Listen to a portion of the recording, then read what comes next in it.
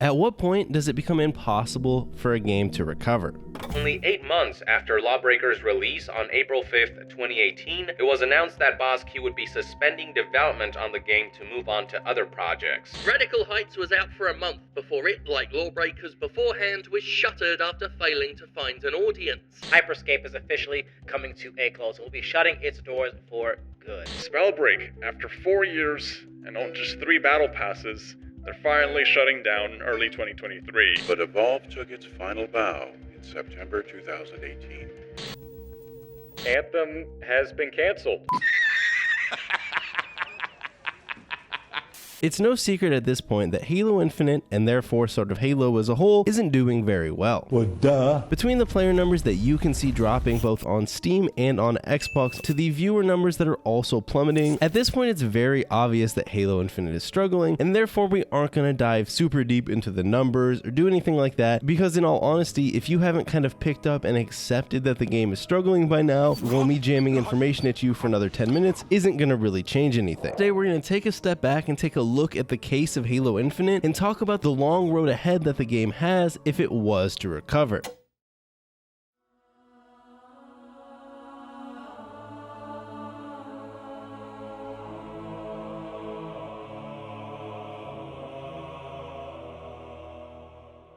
Notice how I said if and not when, because unlike some people think, nothing is guaranteed in terms of this game recovering. So to talk about how Halo Infinite could recover and the long road ahead, I think we first just need to catch up to where we are now, which I'm going to try and keep pretty brief because in all honesty, I'm sure we've heard it all time and time again. Basically put, the multiplayer for Halo Infinite, which is going to mostly be the focus of this video, released in November of 2021 with the campaign coming in December. Since then, we've gotten a handful of new game modes. Attrition, Last Spartan Standing, King of the Hill, and Land Grab are some of the notable ones, and a couple new maps. That's basically it that we've gotten in terms of brand new content, outside of shop adjustments and other small fixes for different things here and there. We also have to mention that during Halo Infinite's lifespan, there was also an entire month-long period where Big Team Battle was straight up broken and unplayable, and there was multiple weeks after the Season 2 update where your battle rifle and other various semi-automatic guns would jam when you tried to shoot them.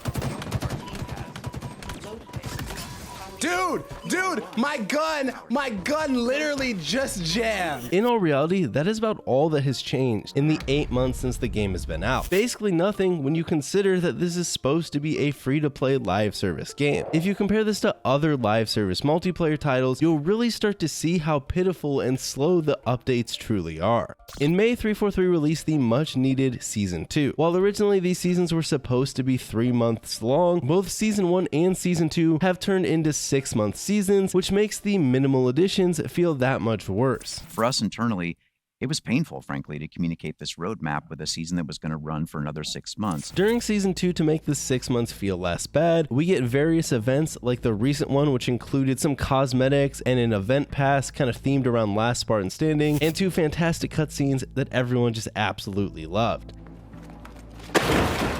And then there was the supposed monthly drop pods that 343 was going to aim to put out on a monthly basis. These drop pods were supposed to combat the various bugs and issues of Halo Infinite and help improve the overall quality of the game rather than going in and adding new content to the game. This, while not solving the lack of content, obviously, is something that the game sorely needed, and it actually had me pretty excited, because in theory, while the game definitely still needs more content, this would allow 343 to improve the quality of the game and set it up better for the future. However, since May, we have only gotten 1 drop pod, which admittedly I thought was pretty underwhelming, and supposedly there's another one on the way next month, effectively becoming bi-monthly drop pods. Major bugs like desync, lack of optimization, crashes, and others are still present in the game on top of many smaller bugs. It's hard to know exactly what is taking these drop pods so long. You would expect a live service game to be able to at least put out a patch every month, but there have been many rumors of the engine being hard to work with and workflow taking a lot longer than anticipated. Plus, there appears to be a continual loss of employees just from people leaving on Twitter. Though this is purely my read from the outside looking in, it might not actually be as bad as it seems. Recently, as of a few weeks ago, we also had another drop of content, which was the flighting for co-op. A feature I must mention was present in every single Halo title up to Halo Infinite, but Halo Infinite's co-op flight did allow for up to 4-player network co-op, with split screen co-op coming at a later date. While co-op itself is pretty fun and it is a nice nice feature, to me it just seems like a feature that needed to be there at launch or not at all. Many aren't gonna bother to replay the campaign at this point, so unless we end up getting campaign DLC, which is probably pretty far out, I don't see this getting the full use like it would have at launch, so I do really wonder if these resources would have been better spent improving the state of the multiplayer in the game. This also disregards the actual state of the co-op flight, which was a very buggy and unoptimized mess, but I'll give that a pass for now, assuming that they fix it before adding it to the retail version of Halo Infinite, because that was a flight. What ended up being the big part of this flight though, and what has kind of revamped some hype around Halo Infinite, was that once again, players were able to access parts of the build that were not meant to be accessed, and that obviously was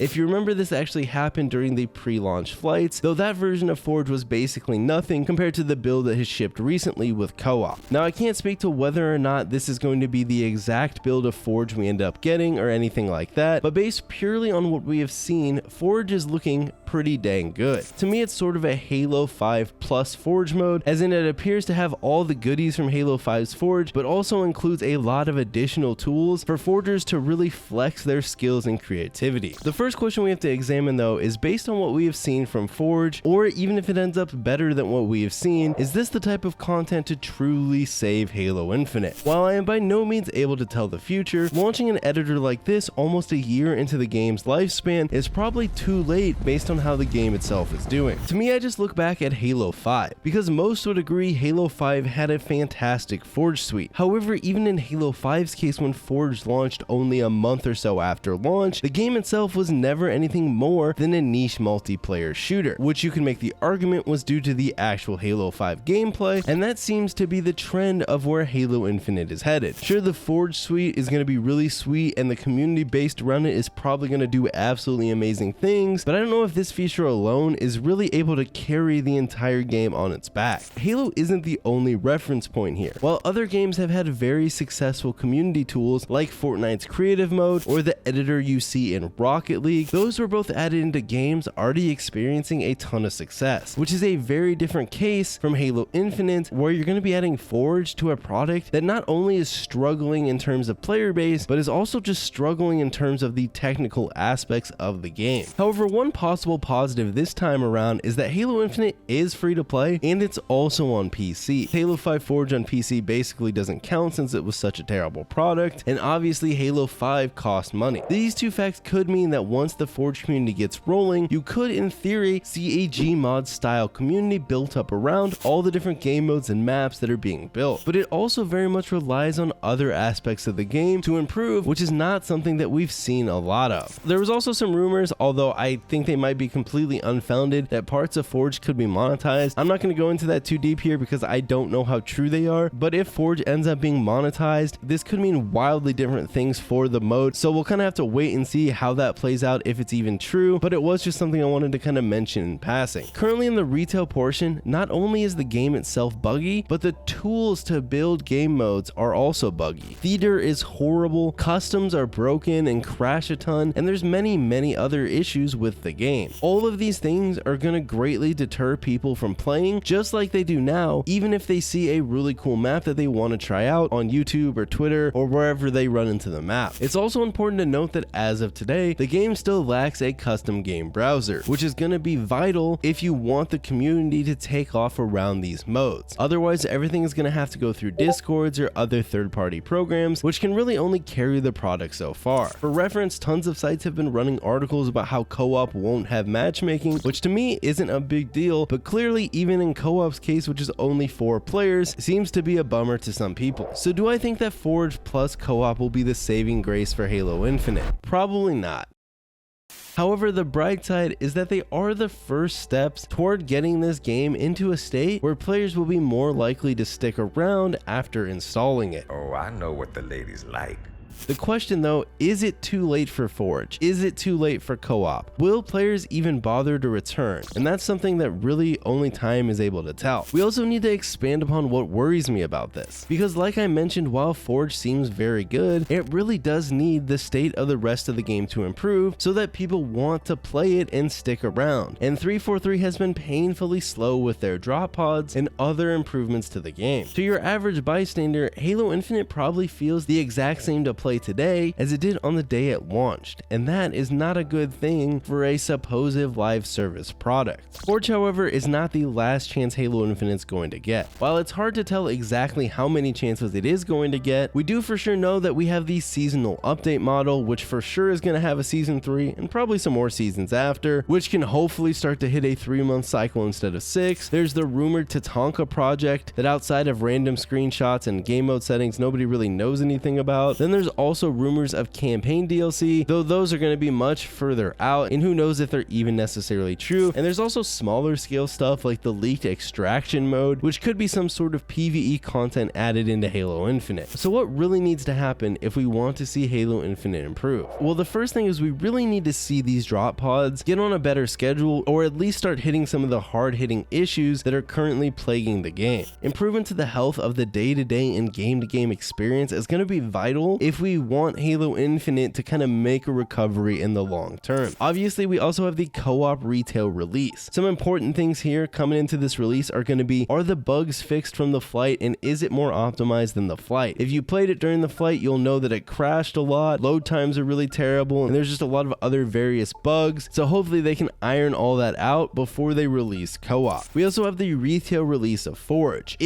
When are we going to get a custom game browser, which is going to be huge? Are we going to get a proper file browser that has a nice UI and is easy to use? And how are the continued season updates going to work out? Like I mentioned earlier, they really need to start hitting 3 months instead of 6 months, but it would also be nice to start seeing a little bit more of a variety of content. Currently, Season 1 and Season 2 really don't look all that much different in terms of aesthetic, and on top of that, the game modes that they're adding really aren't too groundbreaking or revolutionary. Hopefully, we start to see the return of some classic modes like Infection, which is going to be huge, especially with Forge, along with maybe some new game modes and other missing game modes from Halo's past. Hopefully, we also see a revamp of the progression system, the cosmetic system, and all those other things that people have been asking for since the initial flights for Halo Infinite. Also, we obviously still have Tatanka. This is where the true chance of revival probably sits for Halo Infinite. We know basically nothing about it outside of some vague rumors from different sources. So while this could be the BR that takes Halo back to the forefront, we really have no clue. And even if it is a BR, who really knows how good this game mode is going to be? Yes, Certain Affinity has done some pretty good work back in the day, but their work doesn't necessarily guarantee a home run either. Some of their most notable projects as a studio are Halo 2 Anniversary's multiplayer and Doom 2016's multiplayer, both of which weren't necessarily beloved products. Therefore, while they have done good work, who knows if Tatanka is going to be everything that people are kind of talking it up to be. We also can look to the future for big updates or PvE style content added into Halo Infinite, maybe Firefighter or Firefight-esque modes, something like that. All in all, the path to redemption for Halo Infinite is not impossible, though at this point it may be improbable. But in reality, it sort of all comes down to two things. Can 343 get into a better workflow and actually produce content and fixes at the pace needed to compete with the other live service games? Will Microsoft support the game long enough for it to turn around? While at any point Halo Infinite could start to see improvements and start working its way toward becoming a better game, there's no saying that Microsoft won't come in and kind of shift 343 off the project or shut 343 down.